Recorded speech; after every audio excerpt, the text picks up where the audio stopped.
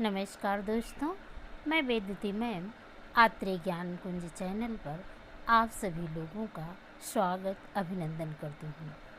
दोस्तों, हम सभी लोग पढ़ रहे थे संज्ञा सूत्र। संज्ञा सूत्रों में हमने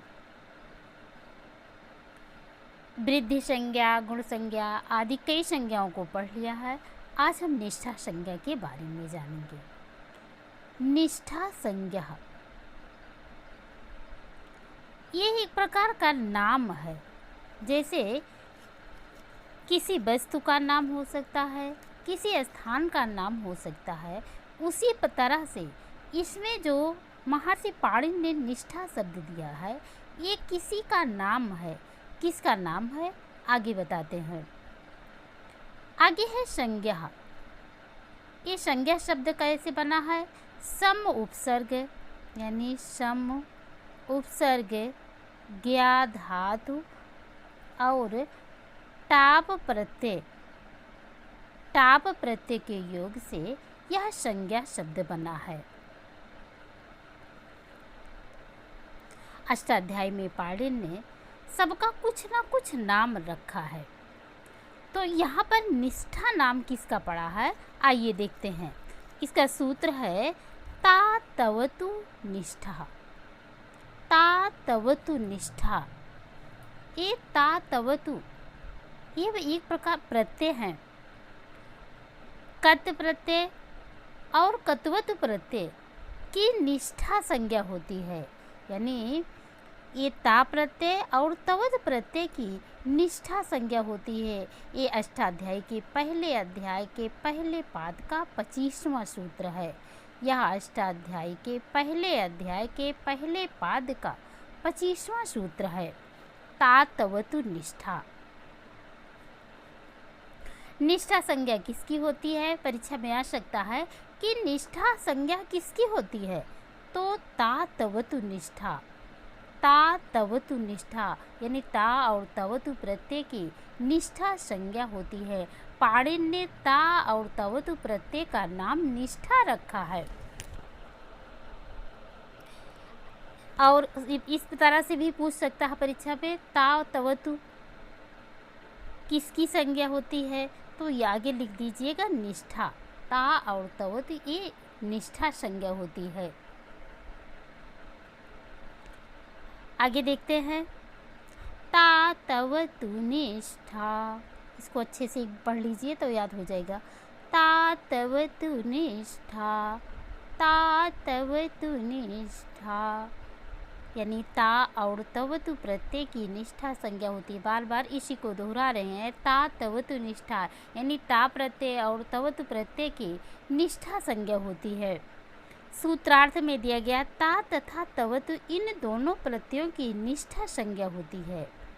ता और तवतु इन दोनों प्रत्ययों की निष्ठा संज्ञा होती है।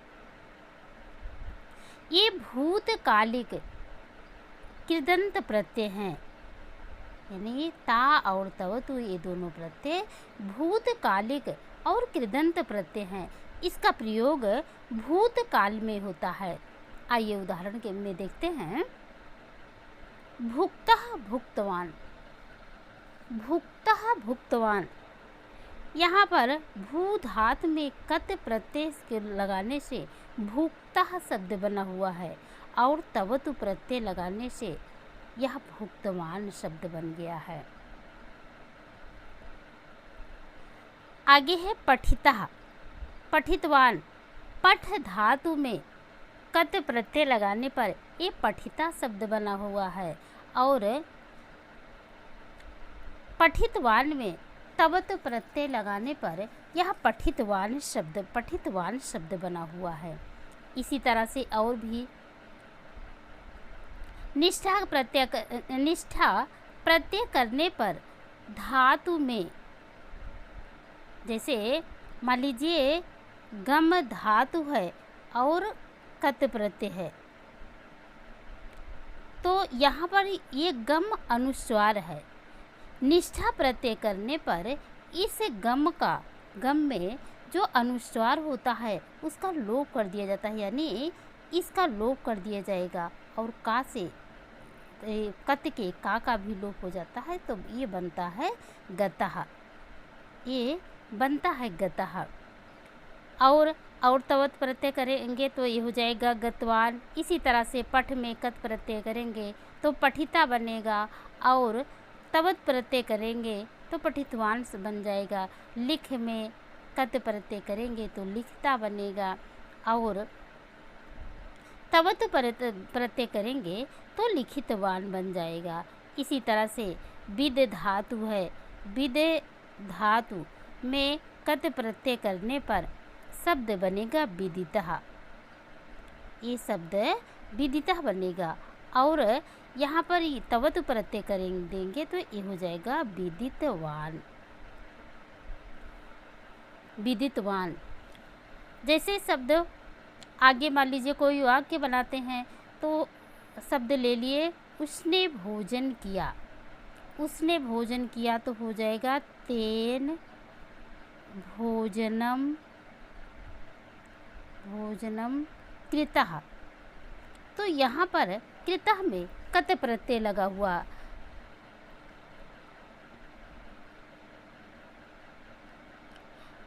कत प्रत्यय हमेशा यह भूतकालिक होता है, भूतकालिक कृदंत प्रत्यय है।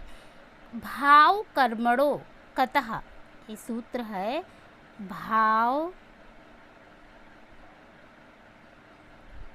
कर्मणो कतः।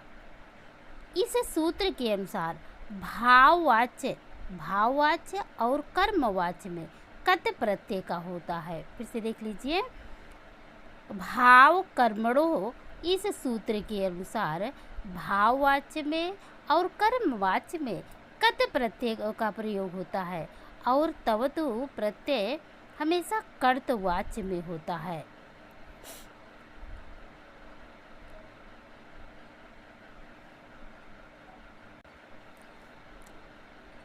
ये तो था आपका निष्ठा संज्ञा। फिर से एक बार देख लीजिए, ता तवतु निष्ठा, ता और तवतु प्रत्यय की निष्ठा संज्ञा होती है। ता तवतु निष्ठा, ता तवतु निष्ठा। इसी तरह से 2-4 बार इसको पढ़िए, ये अक्सर परीक्षा में पूछा जाता है। निष्ठा संज्ञा अक्सर परीक्षा में आती है, बहुत इम्पॉर्टेंट है, इसलिए इसको अच्छे से याद कर लीजिए। ता तवतु निष्ठा, ता तवतु निष्ठा, यानी निष्ठा संज्ञा किसकी होती है, तो निष्ठा ता तवतु प्रत्यय की निष्ठा संज्ञा होती है। पाणिनि ने ता और तवतु इन दोनों प्रत्यय का नाम निष्ठा रख दिया है। फिर पूछेगा परीक्षा में ता और तवतु किसकी संज्ञा होती है, तो इस ता और तवतु की निष्ठा संज्ञा होती है। ये आपका निष्ठा संज्ञा था। आगे है सत संज्ञा। सत संज्ञा किसकी होती है, पाणिनि ने किसका नाम सत रखा है, तो पाणिनि ने रखा है तव सत श्रुत सानच, यानी श्रुत और सानच प्रत्यय की सत्य संज्ञा होती है। ता और तवतु प्रत्यय की निष्ठा संज्ञा होती है। श्रुत और सानच इन दोनों प्रत्यय का नाम उन्होंने सत्य संज्ञा रखा। आगे इसके पहले हम पढ़े थे घा संज्ञा, तरप तमपो घा, यानी तरप और तमप प्रत्यय की घा संज्ञा होती है।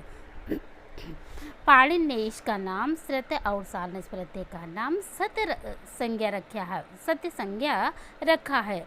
श्रुत और सानच इन दोनों प्रत्ययों की सत्य संज्ञा होती है। आगे देखते हैं इसका।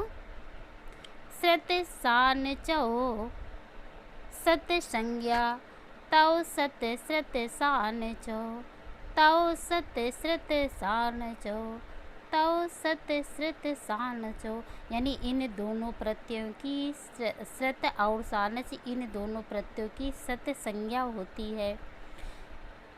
श्रुत और सानच इन दोनों प्रत्ययों की सत्य संज्ञा होती है। ये दोनों प्रत्यय वर्तमान कालिक होते हैं, यानी श्रुत और सानच ये दोनों प्रत्यय वर्तमान कालिक होते हैं। आइए उदाहरण के तौर पर देखते हैं। उदाहरण में जैसे है लिखत,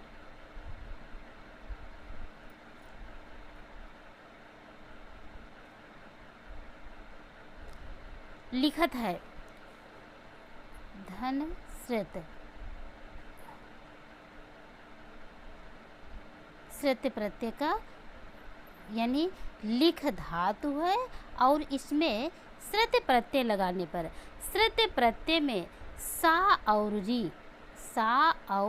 री का लोप हो जाता है, शेष अत बचता है। तो यहाँ पर ये लिख धातु थी और इसमें हमने अत जोड़ दिया तो ये शब्द बन गया लिखत। इसी तरह से और भी है, जैसे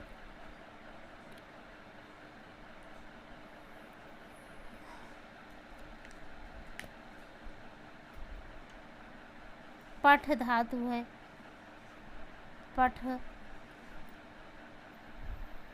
धन कत। तो यहाँ पर इसका श्रुत प्रत्यय में नहीं, ये श्रुत प्रत्यय था, ये फिर से देख लीजिए।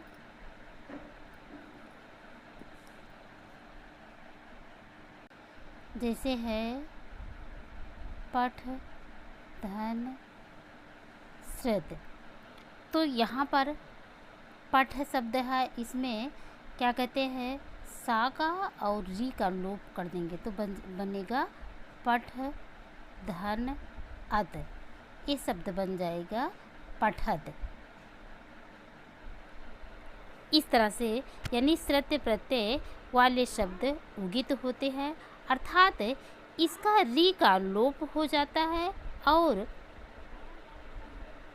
री का लोप हो जाता है, री उग प्रत्याहार में आता है, अतः री का लोप होने से यह उगित है। उगित से सूत्र से स्त्रीलिंग में गीप प्रत्यय बनता है, तब यह इकारांत शब्द बन जाता है, जिससे स्त्री लिंग में इसका रूप नदी के अनुसार चलता है। श्रुत प्रत्यय 2 वाक्यों से बनता है। जैसे मान लीजिए कोई वाक्य बनाते हैं तो है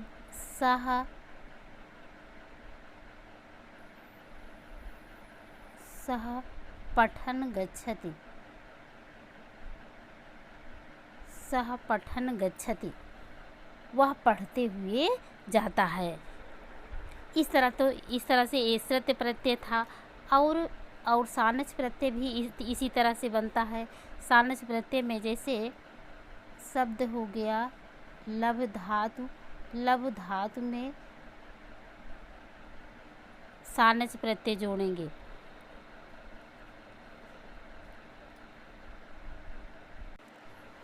तो ये शब्द बनेगा लभमानः, लभमानः।